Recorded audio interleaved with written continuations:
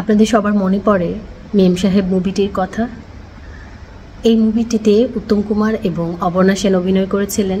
যদিও এই বইটা আমরা যখন পড়ছিলাম, বইটা পড়ার আগে যখন নামটা দেখি মেম সাহেব, তখনই অনেক পাঠক আক্ষরিক অর্থে যদিও এটা বোঝায় যে মেম সাহেব বলতে অনেক আলালের ঘরের দুলালের কোনো মেয়ে হতে পারে, কোনো বিত্তবান ফ্যামিলির একটি মেয়ে হতে পারে, কিন্তু বাস্তবিক অর্থে কিন্তু তা ছিল না। বাস্তবিক অর্থে এই মেম সাহেব ছিল খুবই সাদামাটা জীবনযাপন করা একটা মেয়ে এবং মধ্যবিত্ত পরিবারের একটি মেয়ে, যার গায়ের রং ছিল শ্যামল। তাকে নিয়ে এই বইটি লেখা এবং পরবর্তীতে এই বইটি থেকেই এই মুভিটি করা হয়েছে।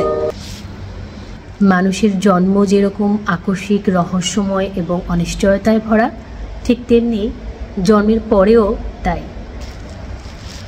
কখন কার জীবনে আসলে হাসি, গান, আনন্দ দিয়ে ভরে উঠবে, কিংবা কখন কার জীবনে মহাদুর্যোগ নেমে আসবে, সেটা আমরা কেউ জানি না।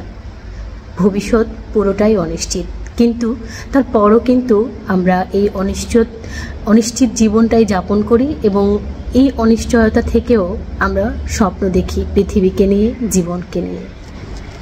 কে সার্থক হবে আর কে ব্যর্থ হবে, কে সুখের সাগরে ভাসবে আর কে দুঃখের ভেলায় চড়বে, সেটা কেউ জানে না।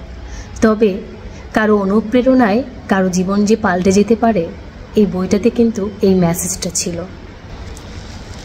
অনিশ্চিত এই পৃথিবীতে মনে হয় আমরা অতি শৈশবেই আসলে স্বপ্নটা দেখতে শুরু করি, যখন আমরা মায়ের বুকের দুধ পান করতে করতে এই অনিশ্চিত বিস্ময়কর পৃথিবীর দিকে বারবার তাকাই।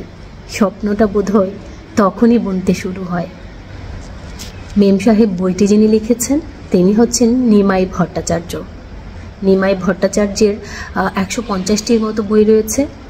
জনপ্রিয় অনেকগুলো বই রয়েছে তার, যেমন হচ্ছে মেম সাহেব, মিনি বাস, মাতাল, ইনকিলাব, তারপর হচ্ছে ব্যাচেলর, কেরানি, পথের শেষে এবং রাজধানী এক্সপ্রেস।